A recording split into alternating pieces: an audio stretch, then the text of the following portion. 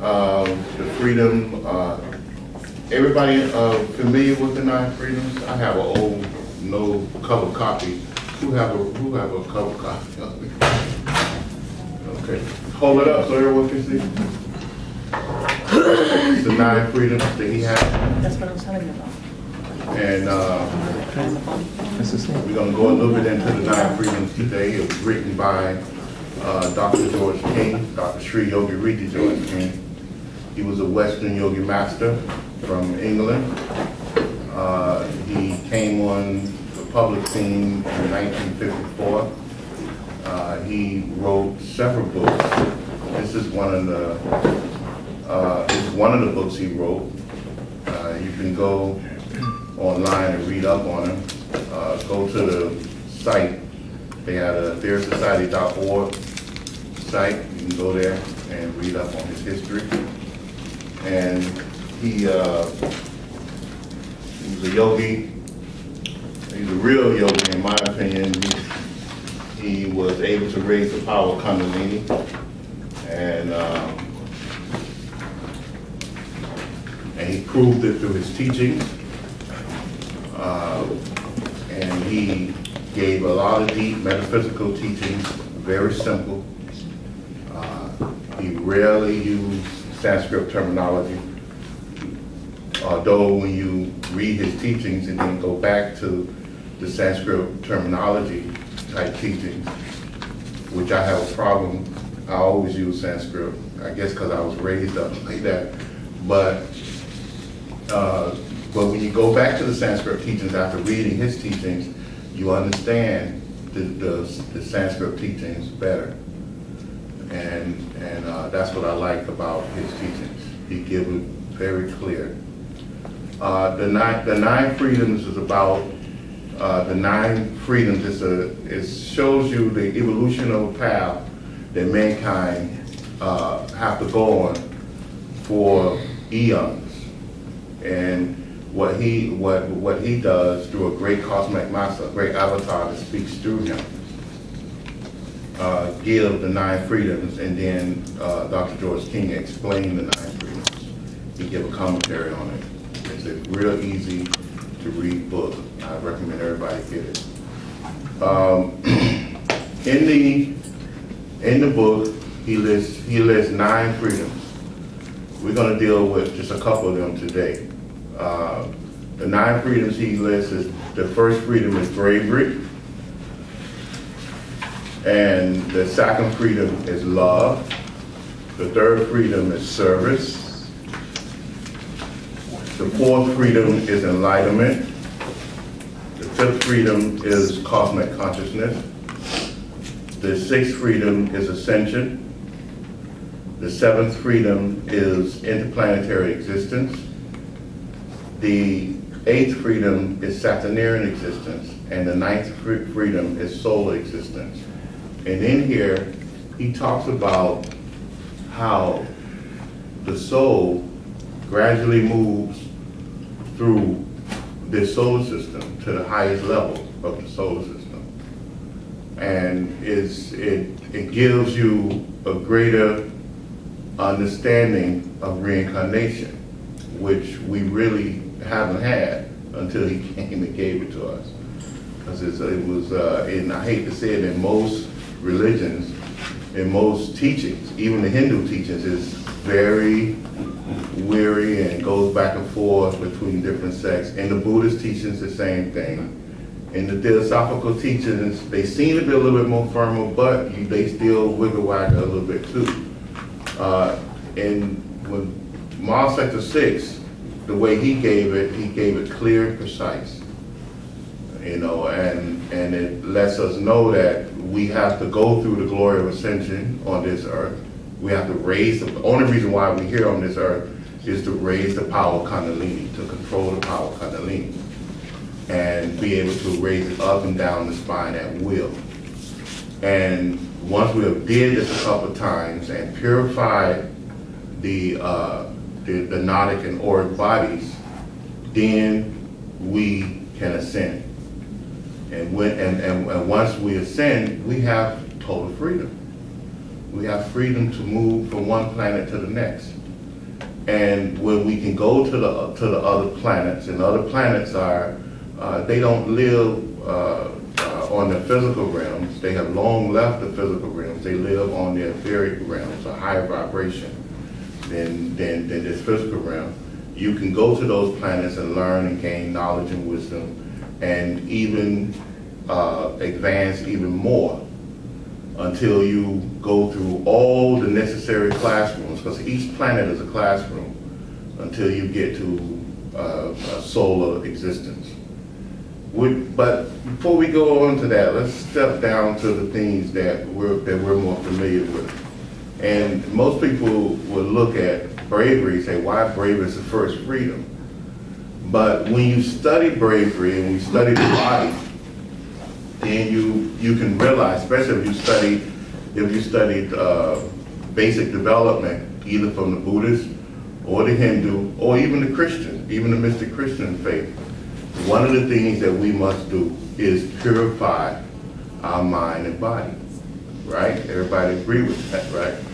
In all the religions, they tell us that we must purify our mind and body. In the Hindu religion and the Buddhist religion, they go further and say that you must do a cleansing of the nadis, right? And everybody know what the nadis are, right? You know what the nadis are. The nadis are in the body, the same way you have your nervous system. You have arteries and veins, right? The arteries carry fresh blood, and the veins carry the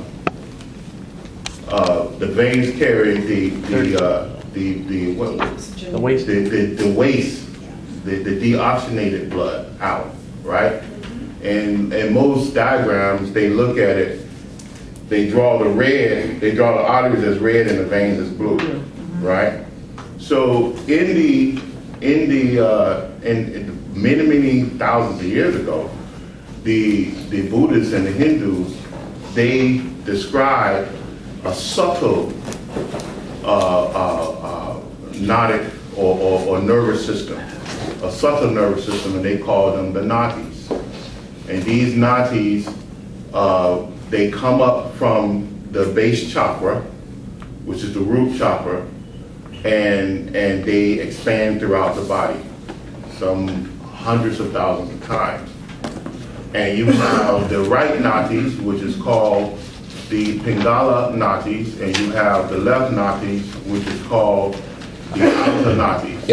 And these nadis expand throughout the body, and they terminate at the third eye, or the Christ chakra, which is here.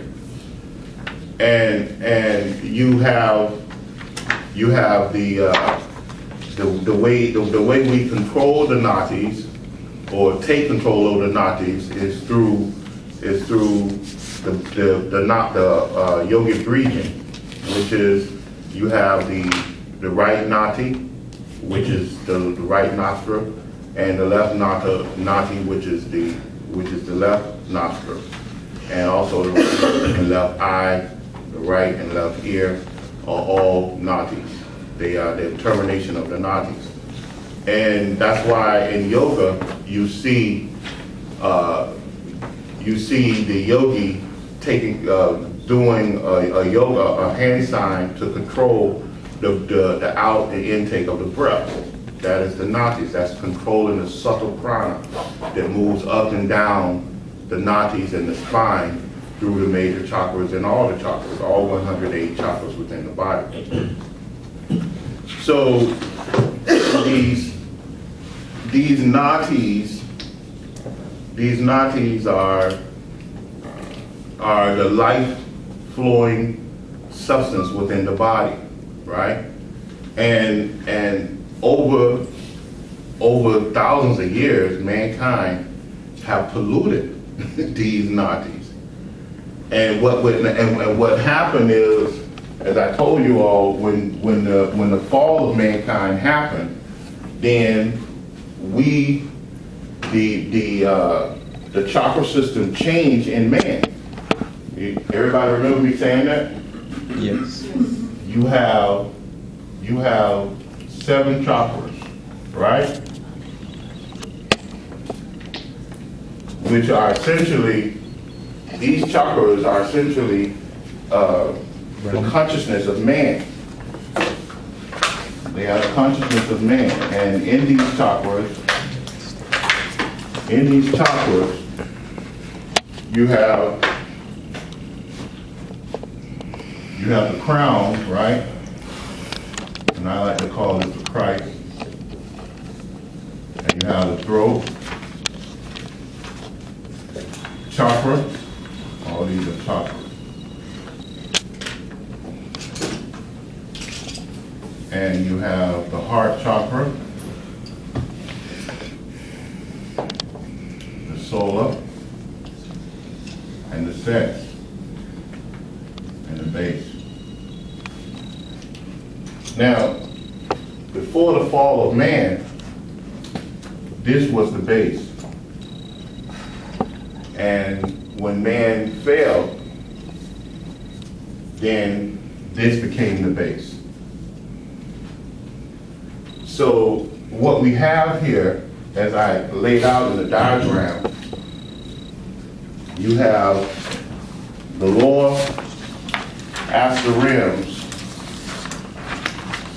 from the base down.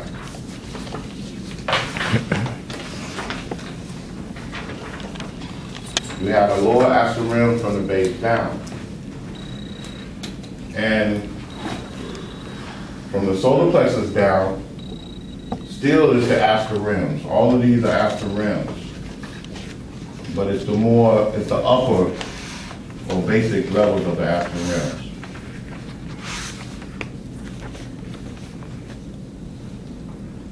Now, I'm trying to go into something that Dr. King goes into, but he doesn't go into a lot.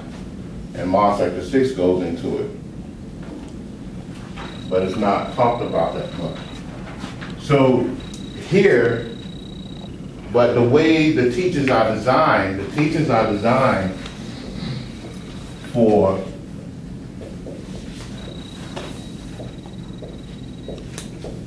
everybody know what this is?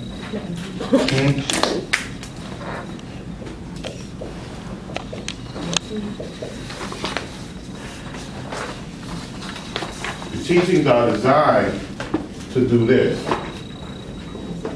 And this is what this is what Dr. King was telling us without going into deep Hindu terminology.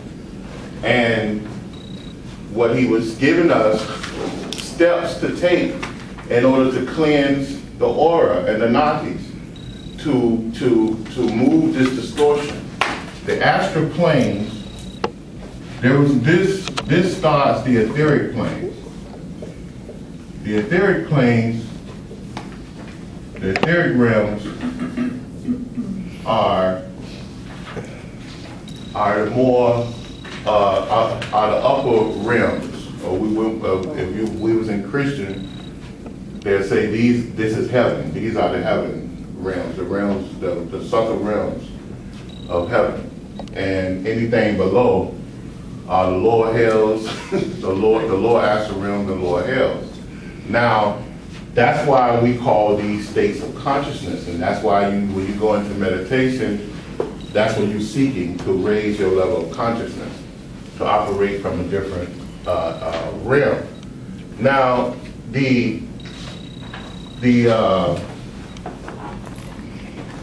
when man fell, as in all allegories, no matter whether you're in the Christian faith or the Buddhist faith or the Hindu faith or whatever, they talk about the fall of man, right?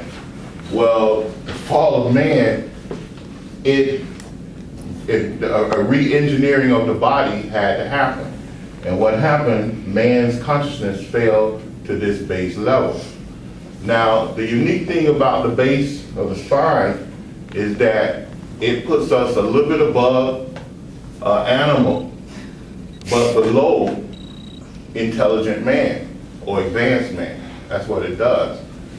The chakras, we never really mentioned the chakras in the legs. There are chakras in the legs, but the chakras in the legs belong to the animals.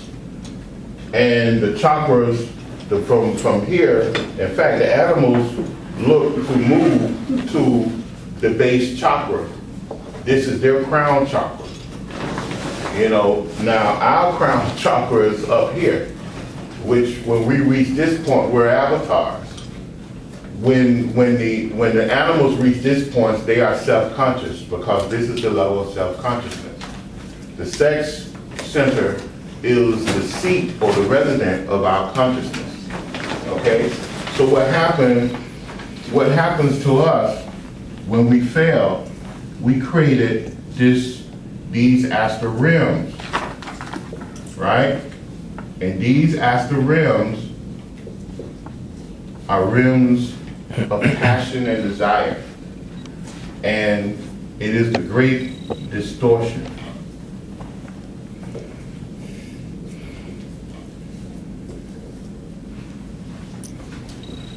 This is the great distortion.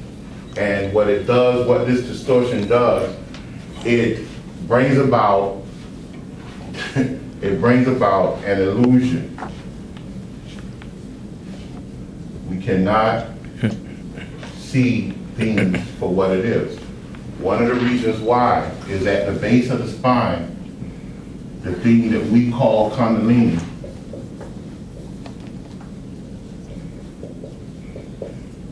The thing that we call Kundalini is what? What is Kundalini described as? 3.5 knots. 3.5 knots. Okay?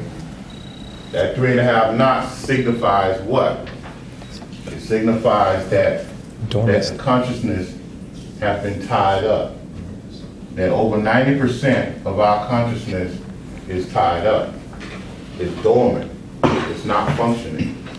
Right? So, not only that, it is here where the Shakti power, or this power, the part of the Kundalini power that moves up through the Nadis, is divided, right? And when it's divided, then what happens? When you divide anything, what happens? It weakens it. It weakens it. So this is what happened to our consciousness. Not only our consciousness, but our environment.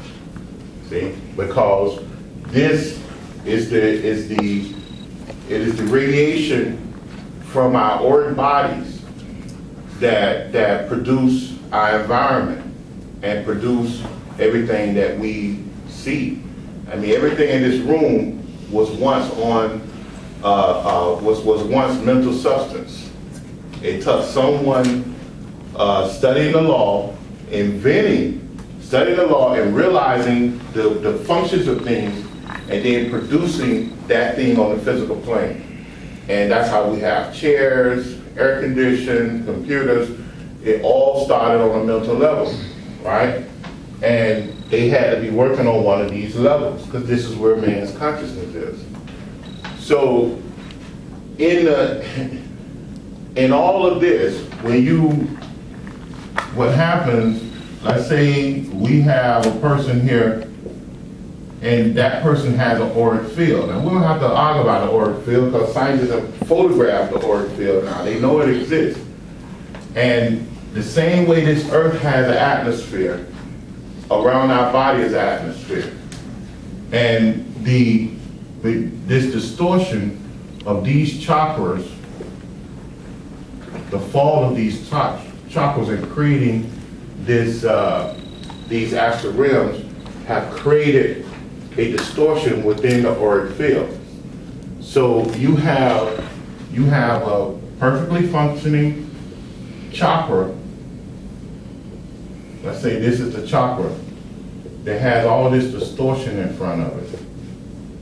So although it receives this energy from the sun, the moon, and the earth, it has to go through these fields of distortion. So by the time we receive it, it's broken up, divided, and we cannot perceive. Our sensory perception is off because of that. Just like the atmosphere of the planet limits the rays of the sun? Right, same thing. So this is what's happening in our Nadis in auric field. And the Nadis carry this energy through. You have a chakra. Only thing the Nadis do, the Nadis come through the chakras. It carries energy or life force.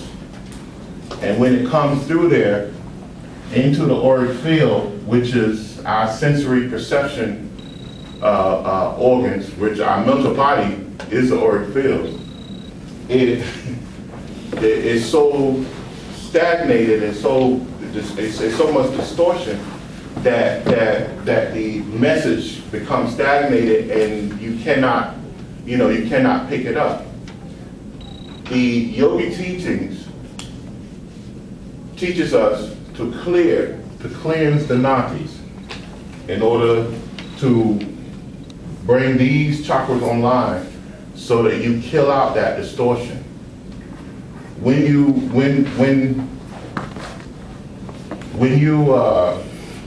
before I go into that, these chakras create what is called Vrittis. I told everybody about this, right? Is it created in the heart center too, or the lower three? No, it's created in the lower three. It is the Vrittis in the heart chakra, but not as much as it is in the lower. But there are Vrittis in the heart chakra as well. But these are, in fact, what they say. Because I thought the heart was for the purification for the throat. There's a chakra right up under the heart where most of the Vrittis are. To be correct, okay? We don't talk about that. I think I mentioned that to you all before. Yeah. But that's where most of the Vrittis are. But not to confuse anyone. It's these three chakras that these Vrittis are created. And they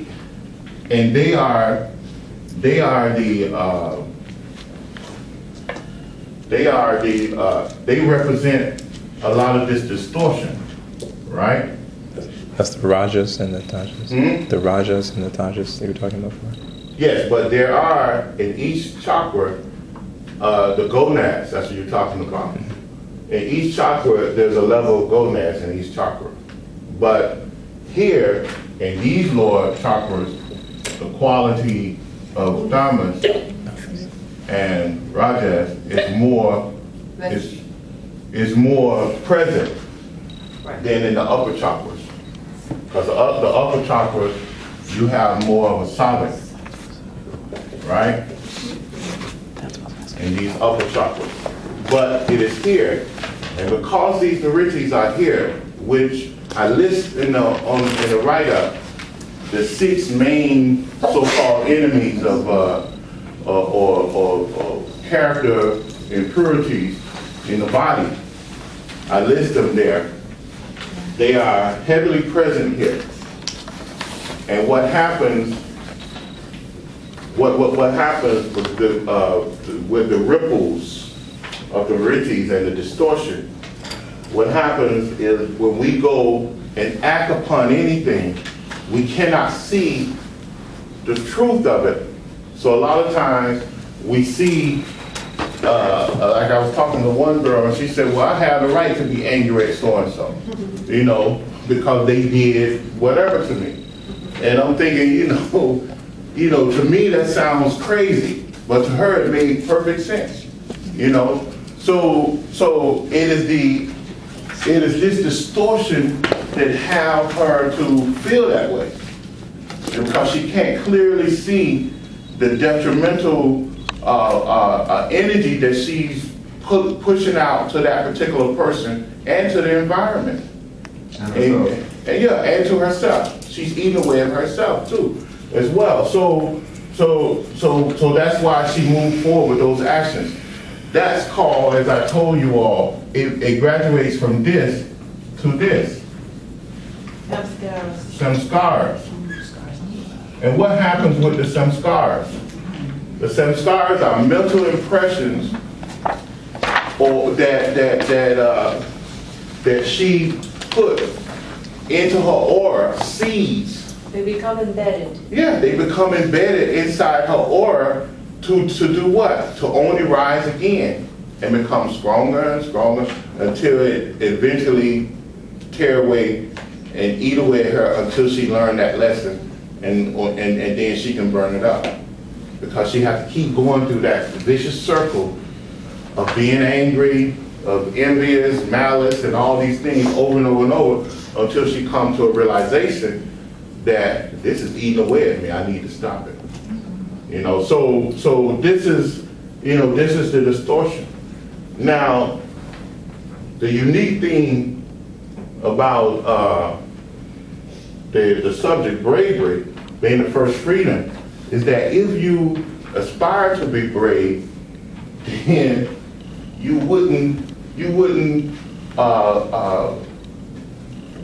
latch on or attach to these type of characteristics.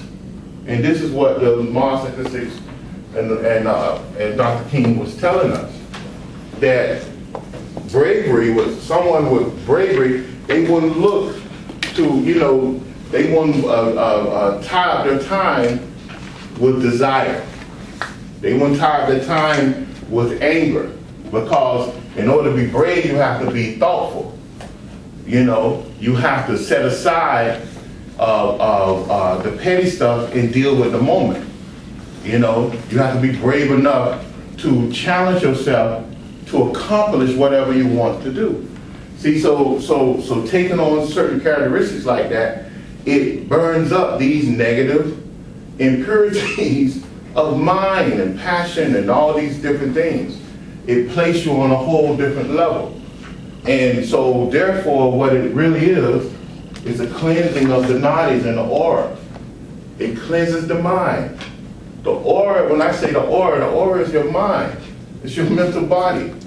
Okay, the Nadis is the energy that makes up your mental bodies, makes up all the bodies, the physical, the astral, the mental, the etheric bodies.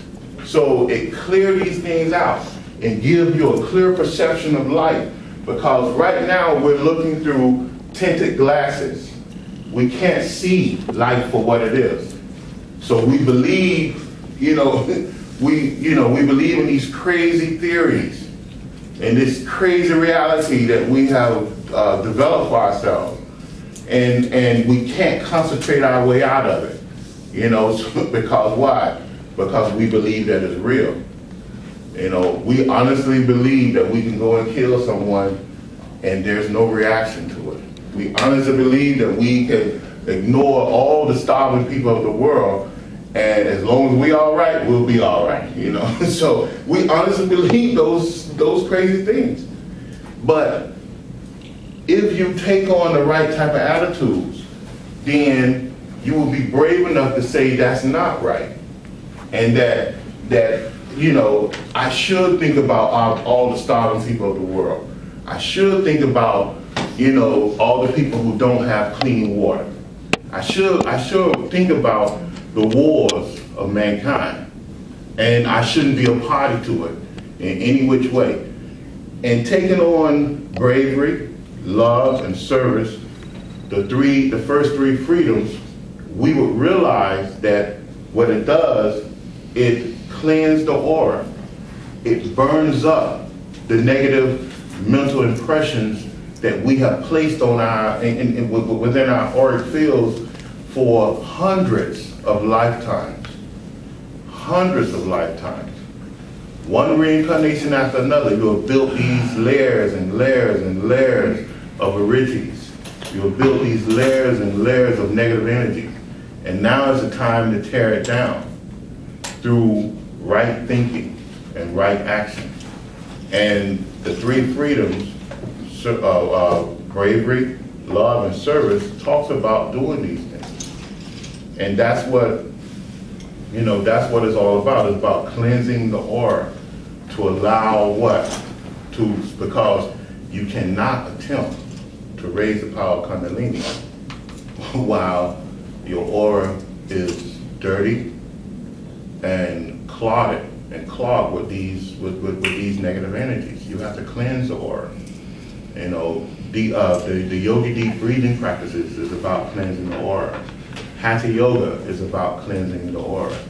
Raja yoga is about cleansing the aura. The first thing they tell you to do in Raja yoga is practices that will cleanse the aura, that will cleanse the nadis. You know, and in Hatha yoga, that's the first thing they do. Bhakti yoga, first thing they do. You know, they tell you to give up everything you have and go give it to someone who needs it. It brings about an awakening in you because you only take exactly what you need and give everything else away. And it brings about an awakening within you. So these are, all those methods are methods to raise your consciousness and purify the aura. And so the 9 freedoms is the same thing, because bravery moves you into the position where you can understand what love is. Real love, not emotional love, not lustful love, but real impersonal love, you know, because you can love something and totally dislike it, you know. And so it's the way you express that love. You express that love with the upper chakras, not with the lower chakras of passion, you know. So you don't confuse the two. It's not the basic type love. It's the love. It's the spiritual type love. The love of on the etheric levels.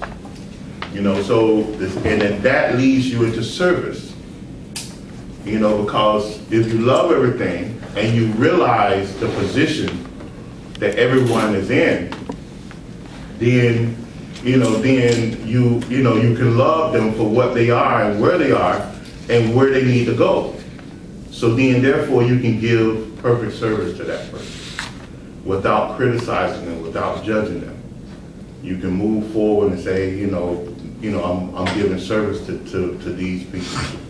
You know, and that's it brings you to it brings you to the 4th freedom, enlightenment. You know, and then your body is capable of handling this great power of Kundalini.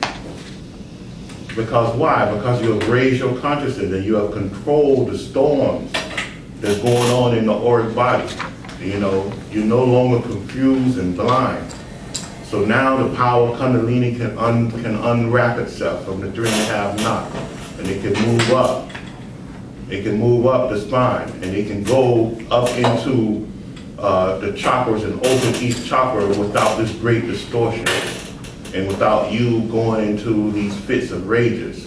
You know, the way you would if it was suddenly brought up. And you didn't have control over those centers. If you didn't have control over those centers, then it will have to react with the energy that's there. Because why? Kundalini is just like a diva. In fact, they call Kundalini a goddess, a diva. They call it a diva. So imagine if you had this built up energy of thievery, of lust, of these murderer type of tendencies latent somewhere, you know, in some type of samskara waiting for the right opportunity to come out, and you raise the power of Kundalini, then that's what, you know, you're going to be an adept of murder, an adept of all these terrible things until you cleanse yourself of it. And that's why you go through the process of cleansing yourself. You know, so these are energies, can be used right or wrong. Okay, you have to understand that. Yeah. Is that then what supposed black magicians do? They try to raise the Kundalini without purifying and harness those samskaras? That's why their methods are that's why they use the methods they use. That's why they use the methods they use. Because they want to capitalize on those passions. You know. Do other people's clogged up auras, like the people that surround you, does that affect your aura? Does it clog your aura being around their aura? Only if you open yourself up to them. How so? If you open yourself up to them, yeah. I mean, how do you do? Then you say that just by being somebody's present, you interchange. Yeah, but if that person's strong enough to impress you, if you walk away with ideals and warped concepts of that person, then you've been impressed and you've been contaminated. You know, which I hate to bring up a point, but I seen when I used to go to the Black Muslim meetings, and I seen some brilliant, intelligent brothers and sisters go there, and sometimes they would have a wrong leader there who wasn't a true believer. Now, the ones who was true believers, their auras was bright and brilliant, and they gave much wisdom to the crowd. But then there was those who really wasn't, and I would watch how they would impress these people the wrong way and give them the wrong and lead them down the wrong road. So it's like that, and it's like that in the Christian church. I've seen it happen in the Christian church as well. You know, I seen ministers get up there who wasn't a true believer. Now, a minister who's a true believer, believe it or not, whether you agree with them or not, when you come in their aura, they look beautiful, and because they're positive. They really believe in what they're doing, and they radiate this spiritual energy, believe it or not. But then you have some of them that don't. That they're only there for greed and Self-enrichment. for self-enrichment. Mm-hmm. So you see that, but if they impress those people in the wrong way, then you see these brilliant people get tangled up in these crazy, stupid philosophies, and they just go down the hill when they could have went in a whole different direction and became, very, very powerful. So in terms of giving service to other people, let's say you want to give service to an ignorant man, you want to do something to help them clean up their aura, Mm-hmm. but they're not listening. Exactly. Is there a way to give service without necessarily imposing your will on them? No, you just bless them. You bless them and leave them be. When the time right, they'll take that blessing. You don't want to overdo it, because if you try to impress them, then that becomes black magic. See?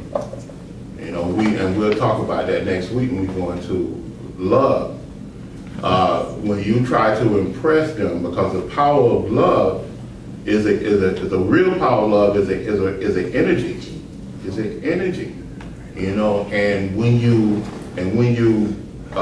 enact that energy, that energy is an energy of preservation. So in other words, it never gives up. In fact, when we do the 12 blessing, it's the power of love that carries our energy to the target. All right? So the more you love what you do, and the more higher feeling of love and impersonal, when we release that energy, we don't care, we just release it. We don't care who get the energy. We just want that energy to go to whoever it can help. That's impersonal love. So what we're doing, we're contacting the higher degree of love. So it is the love energy that's carried it's the love configuration of energy that carries that energy to where it needs to go. All right. So what happens when it get there? It goes to the target, and it will not leave until that target Uses the energy. Uses the energy, and see that's what the black magician do. He knows it's about the energy of love, so he sends the energy there in order to change a person's mind, and it wears them down, and it can kill them. I have a question. Two questions. One is when it comes to the knots in general, but more importantly, the main knot, the 3.5 knots. Let's say you only raise Kundalini to the sex center, which still is like lifetimes of work, right? You untie. You have to literally untie those knots, correct? What the 3.5 knots to actually push Kundalini into the sex center. Partially, yes. So now that's in a meditative state, obviously. Now when you bring it back down, does the soul retie those knots to function in awakened state, or is it like untied literally? From that point on. No. It goes back into a state, a 3.5 knot. But the residue of that Kundalini is part of it is large. You have a greater flow of Kundalini flowing through the body now. So regardless of the adaptation, every time. In other words, instead of 90%, right? And let's say instead of 98% tied up, now you may have 97.5%.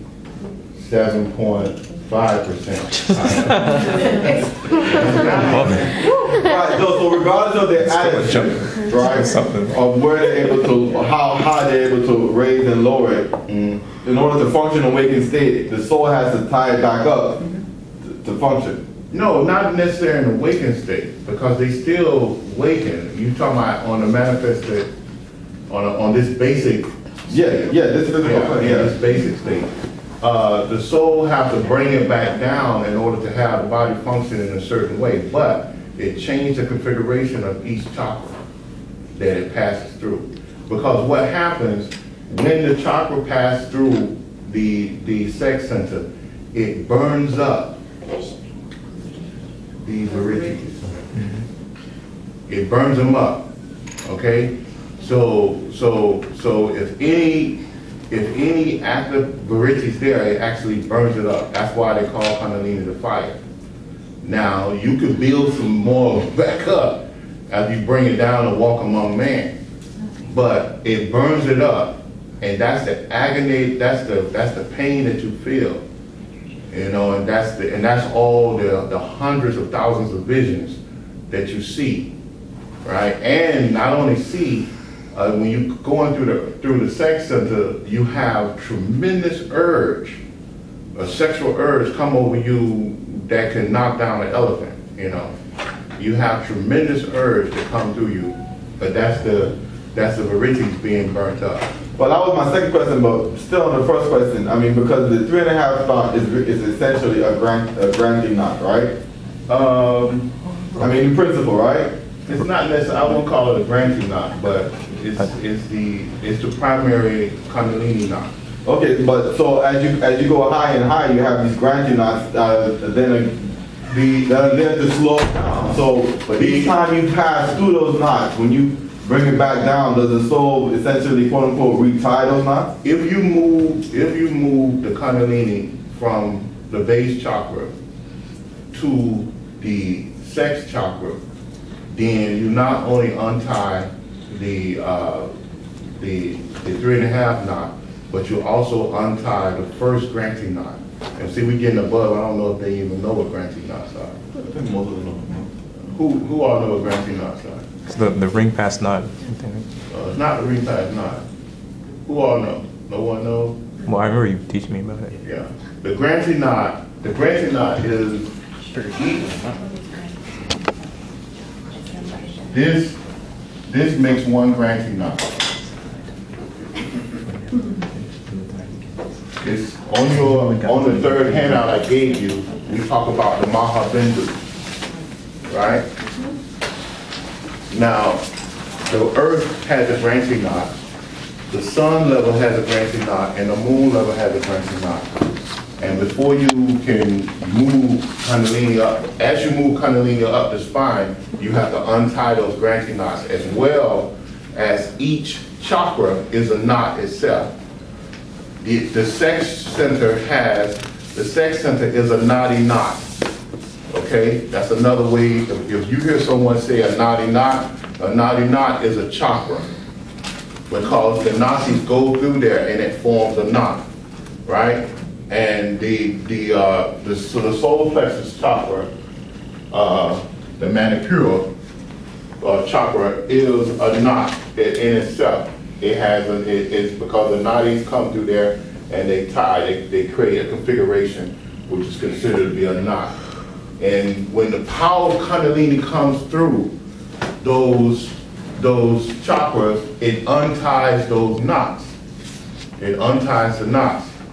And that's how you have a free flow of prana and mind substance, and that's how you can have these many visions, and you can see through that particular chakra and understand many things on each level. All right, now my second question goes back to Kundalini. Now, purification is absolutely necessary for obvious reasons to begin to even attempt the advanced practices of breaking Kundalini. Right. Okay, but Kundalini is a fire in of itself, which also, from everything you taught us, is the ultimate purification. Yeah. So if Kundalini is the ultimate purification, then why not let it do the cleansing? Like, at what stage do you know when you've done enough charity, service, mantra, deep breathing, where you can like attempt to even, or even it's some of it even automatic? Like, can you ever find yourself chanting a mantra so much that you all of a sudden you wake up something, or before you know it, it's automatically rising without you even consciously attempting to do so? Chanting mantra purifies the aura. That's the quickest way to purify the aura, by chanting mantras. I told everybody that, right? But when you chant a mantra, what happens? Each mantra has a lock in it, has a key in it, and when you chant a mantra, that key is realized. You have a vision. You have not only a vision, you have sound. You have all types of things happen to you, and through that, it it unlocks the secrets to you. The secrets that's associated with that particular mantra, whether it's the Mahabhuta's secret, the pranic secrets, and it also reveals to you the mudra, the unknown secret mudra for that particular mantra. And that mudra will help you to take that mantra to a whole nother level. In fact, mudra comes from mantra. All mudras came from someone unlocking a mantra, all right? And then you can move that mantra where you need to move it to. That means the energy of that mantra. And the mantra is the thing that helps wake up the chakra, to help untie the chakra at each level. So the mantra itself almost gives you, I mean, it's said with fidelity, like almost give you your own teacher in a sense, becomes your own teacher. Yeah. Because it helps you to unlock the higher self. I mean, to unlock the energy to communicate to the higher self. Okay. Is it also, I don't know if what Bio's asking, if through balanced service, natural balanced service, if you go through the freedoms, isn't it also that the Kundalini naturally rises? It naturally in a rises. balanced fashion. In a balanced fashion, that's why you want to do that. In fact, that's what all the yogis say through, like I said, this is old knowledge. But the way Metaphysical and Dr. King package it, they made it so simple that anyone can understand, because some people go 20 years and not see this right here. But they gave it to us in such a simple manner that it was obvious that this is what it is. But yeah, but those things, that's why even in the Buddhist faith and even in the Hindu faith, they make you go through 10, sometimes 20 years of service before they give you the real teachings. And in your readings and studies, you'll see that. A lot of people say, well, what the world is this? A monk or a swami, they go inside a ashram and they have to serve for 10 years. That's what they're doing. They're burning up they're burning up the negative karma. They're doing it through service, and that's the best way because they become humble. And when the power, and when they can rise to power, then they will have a greater control. The 12 blessings is a way to do it because through service, 12 blessings is a practice of service. And in the 12 blessings, if you really take this serious and really try to concentrate, then you will develop the power of concentration, and later you'll develop the power of contemplation just through 12 blessings. And you'll begin to see how your visions and you'll notice, because when you close your eyes to pray, to send the energy out, you'll notice that you can switch the body into a whole different state where you don't necessarily hear what's going on around you. That's the ability to concentrate. And in order to move the power of Kundalini, like I told you all, you have to be able to have deep concentration. You have to have tremendous power of concentration in order to move the power of Kundalini. Now, as you do your mantra, as you do your service, and as you do, practice these different, you have you adopt these certain moral codes as bravery, love, and service, then you would notice that you begin to have a greater control over your mental abilities. You'll notice you have a greater control over your sensory. This is the power of Kundalini operating quicker in the body, because as the aura and the Nadis clear themselves, a greater flow of the energies coming from the root chakra, coming from the 3.5 knots, will begin to flow through the body in a natural fashion. And that's what Augustine is talking about. In other words, naturally, this 98%, will begin to dwindle. And naturally, you'll begin to have psychic abilities. Naturally, just by changing, adopting these moral codes. And I mean, there's hundreds of books written by the Catholics, these priests, that discovered that that they had these psychic abilities, that they had these natural psychic powers from years and years and years and years of serving. I mean, you can go to the Buddhist monk and the same thing with them.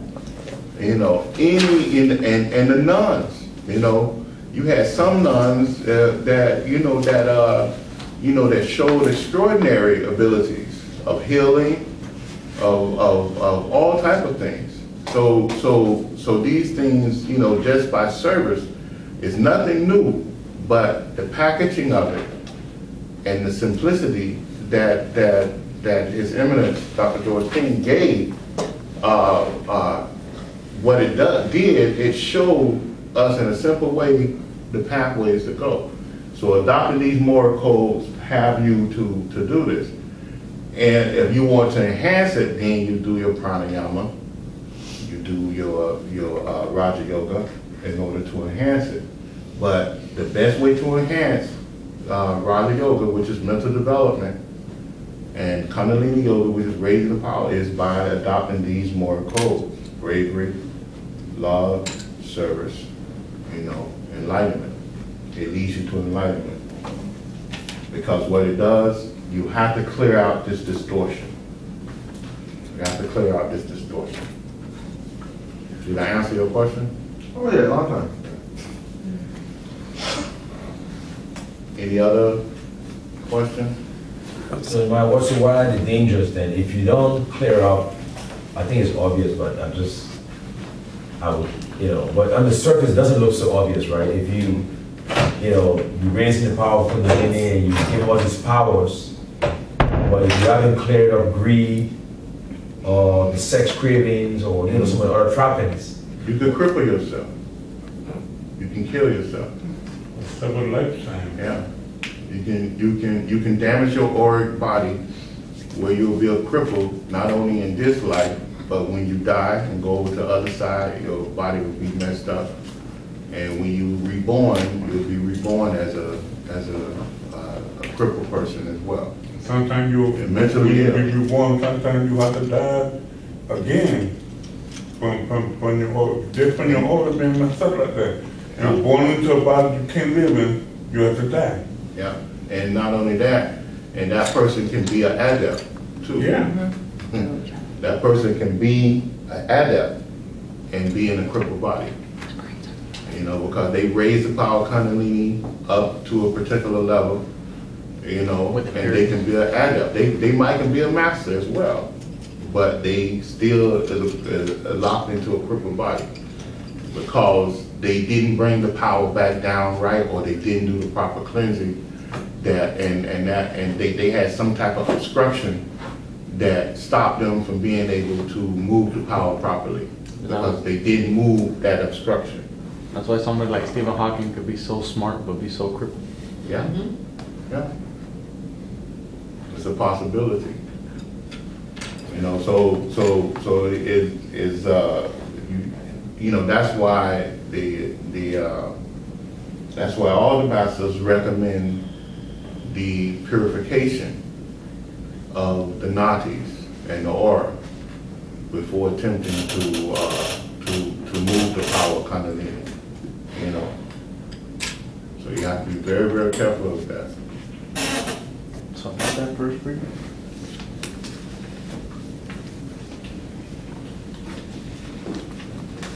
Cover everything.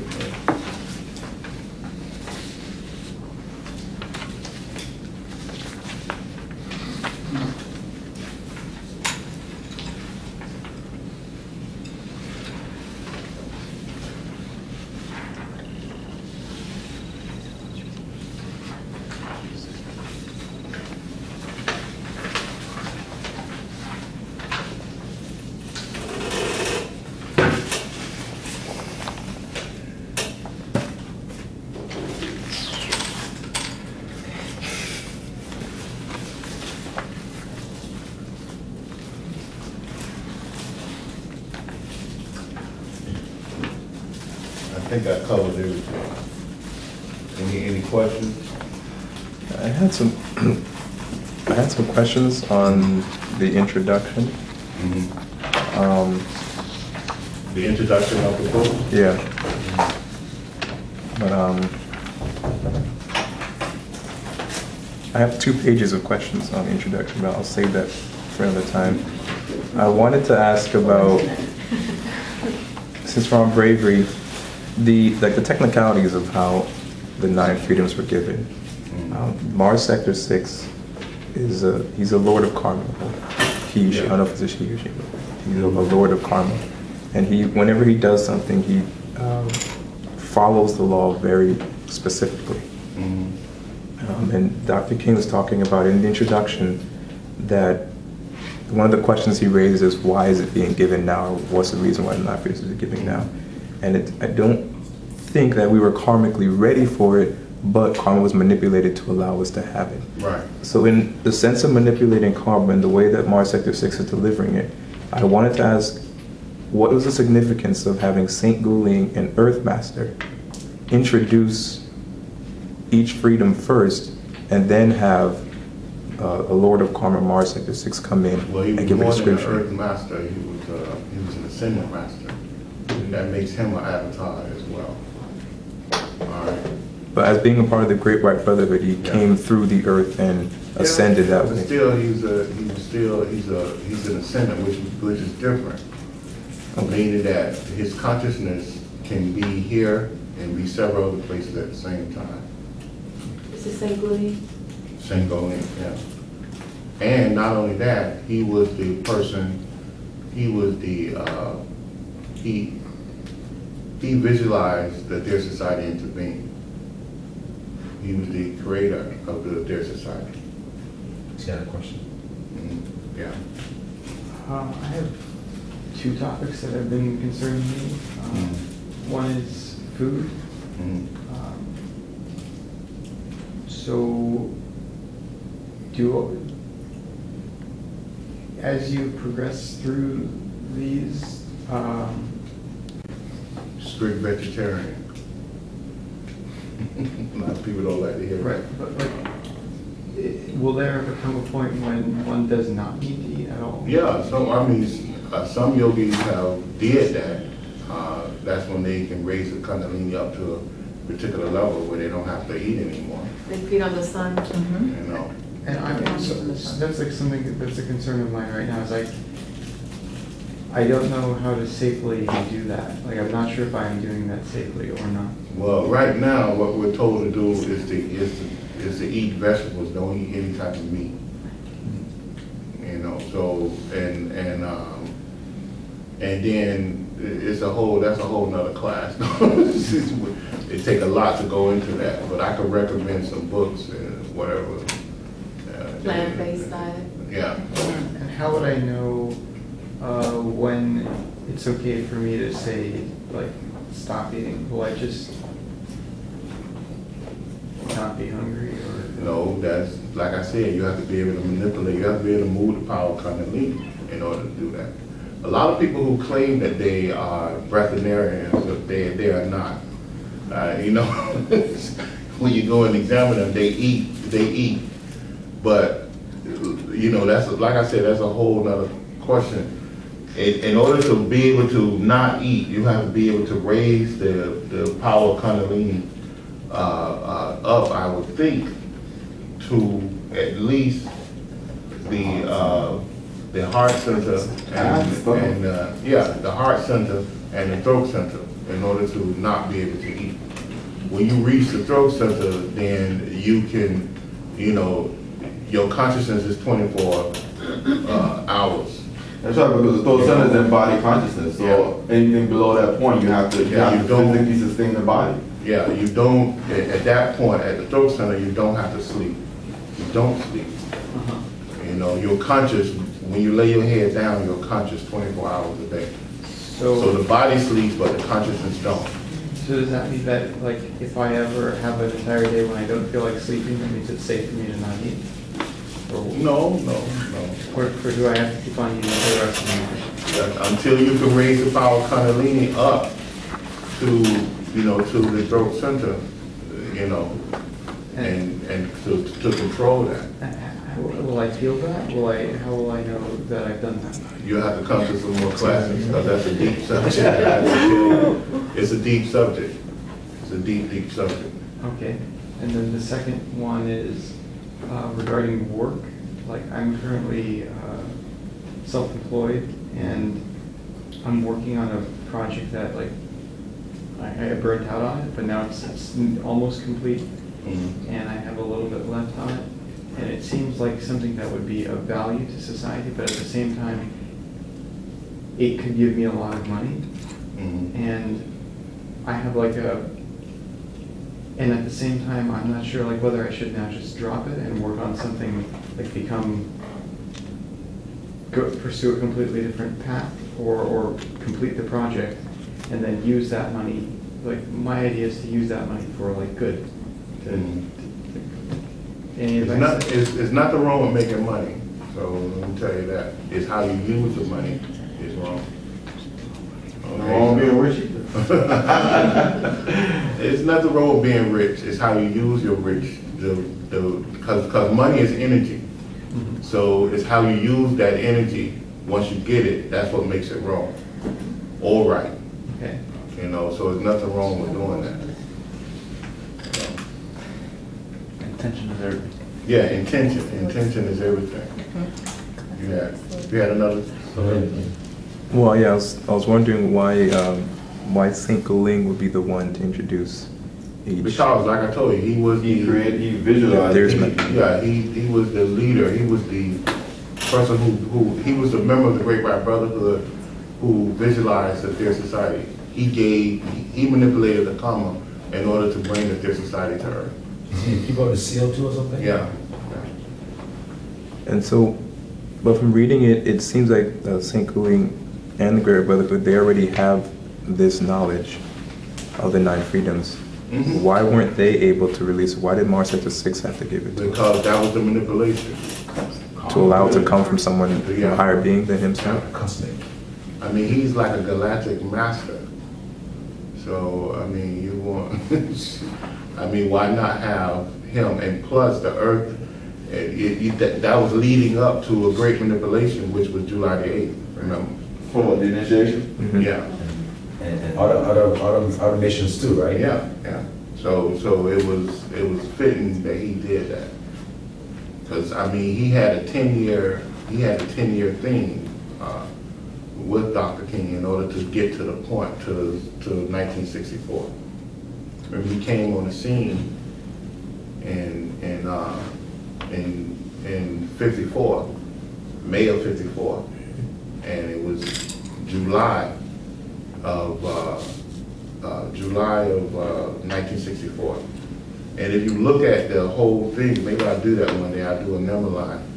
But if you look at the initiations that Dr. King went through, it correlates with 64, because in July of 8, he went through initiation through the Venusian masters. And it was July the 8th of 1954, and then on July the 8th of 1964, he went through the initiation of the Earth. So it all correlates if you go back and look at the dates. So, but at that time, Sangolin, that was a whole energy manipulation, because they was handling the energy, and they probably had the batteries and the instruments or whatever manipulating the energy that came through because the 9 freedoms was a whole energy manipulation in order to stop some type of catastrophe that was here on Earth. And he says also in the introduction to the Bravery, the freedoms, as with the 12 blessings, may not be necessarily delivered in strict order of importance, but in order which allows certain power to be radiated at a specific time. So each freedom has a specific energy frequency, and I don't know if you have a timeline of when each one was delivered in transmission, but It's right there in the book. The Oh. dates. It's it's behind each chapter. It's introduction. And Singolini, was it Singolini who did, or was it Master Pacific that gave the 12 lessons? Introduction. No, Sangolin. Yes. Sangolini said the 12 blessings as Yeah. well. Yeah. Sangolin. Same.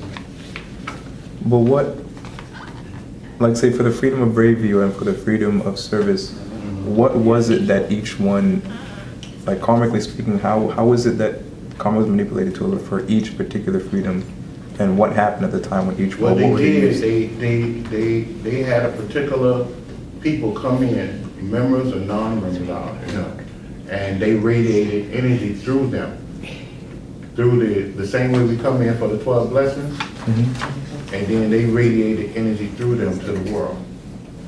And they did the same thing. They set up crosses or whatever, During the transmission. doing the transmission. Yeah.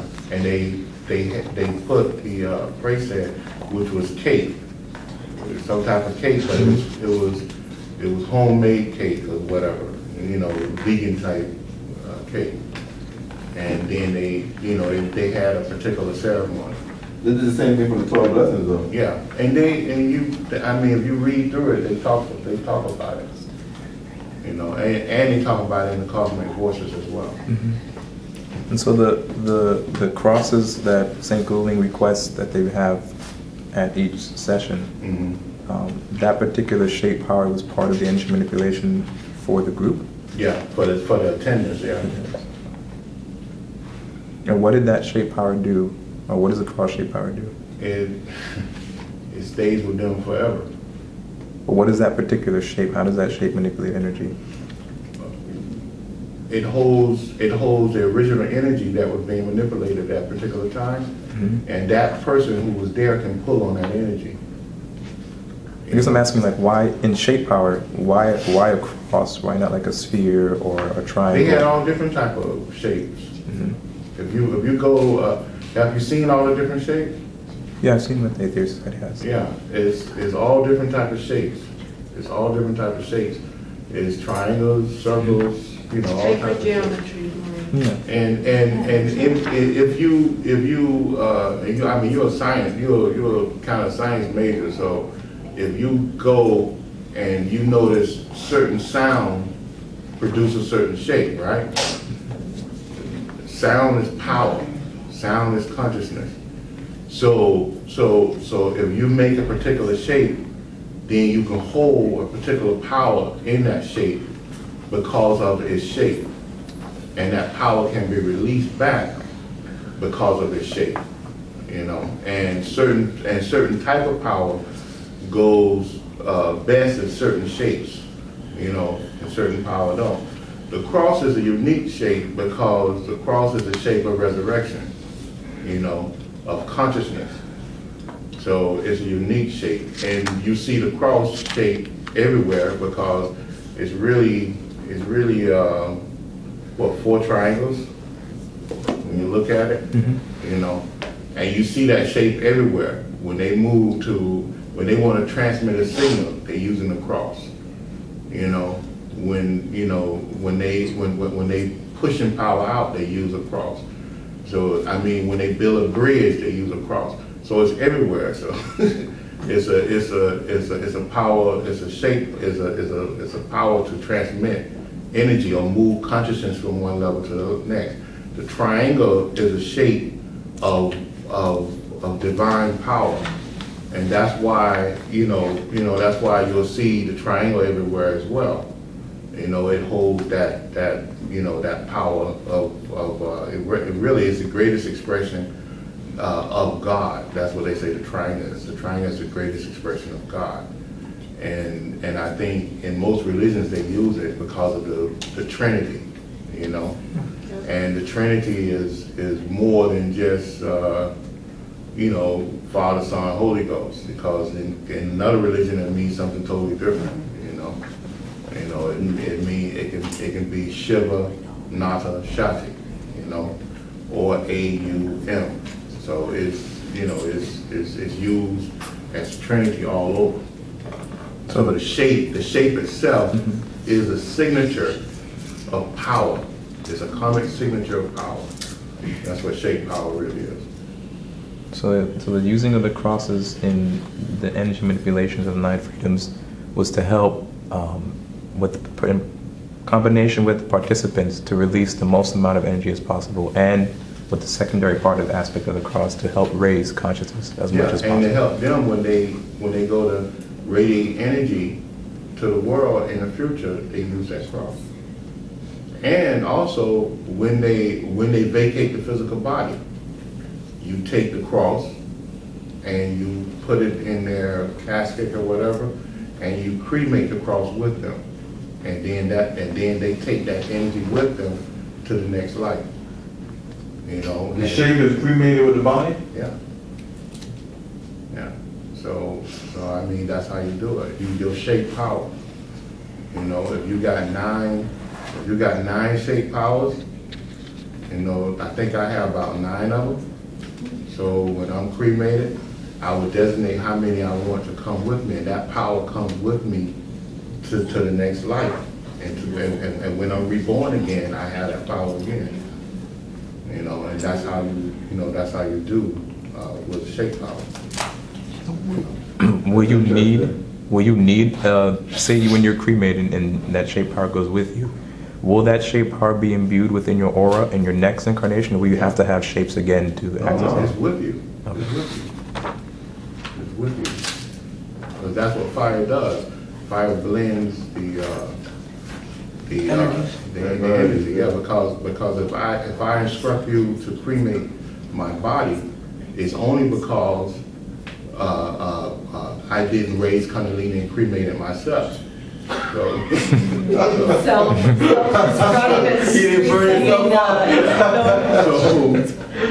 so the technique you do is to have someone cremate you, and whatever special shape power you have, or even my mala, you have them to cremate that with you, and you take that power with you, And you could use that power on the etheric realms or the astral realms or hell if I go to hell. so then when I come back, I'm like a demon, boy. I have to wait you know, because even if you go to hell, you still have a chance. No, it makes sense because a lot of powerful generals in the ancient world used to be not cremated but buried with their sword or shield or something, whatever instrument of warfare was personal to them. But see, that's black magic, yeah. Yeah, but they should have cremated them because they get the power quicker. You know. But if you bury them, don't you tie them to the earth? When you bury them, aren't you binding them back to, you know? You're contaminating the earth. So because that's what they want. They want that negative, they want that contamination of the earth. Yeah. That's why they do that. That's why they want to be buried. You know, but as a mystic or yogi, you are to be cremated. You know, so that you don't contaminate the earth. You know. Have you buried, do you necessarily have to wait for your entire body to like not exist anymore for you to be able to reincarnate again? Does that have to decay completely? No. Because you're linked to it somehow. Since you're linked to it somehow energetically, I would assume. You are, but that's why, you know, that's why the yogis, you don't want that lingering there. Exactly. That bone will last forever. Yeah, that's why the yogis and the Indians say cremate the body. That's why they do that. They spread the ashes in either the Ganges or the Himalayas. Oh, I was about to comment on that. So they burn it and then they give it to the Ganges. They don't put the body in the Ganges. Some people do it. Some people do it. Oh, okay. So if they're put into the water, their whole bodies with their items, that's kind of like the middle point. It's not fire. It's not putting them in the earth. It's in the water. So it takes a little longer. It's still pollution. You need to burn it with the. You need to burn it like a bite. The fire purifies. Yeah, the fire purifies. Vikings did that. Yeah, they should. Yeah, they burned the body on the ship. Mm-hmm. That's released it in the water. Yeah. Or they created some type of raft. But that's the proper way to do it. That's your question? That's it? For now, yeah. It's like 1:30. I'm done. Working on the next 20. No other questions?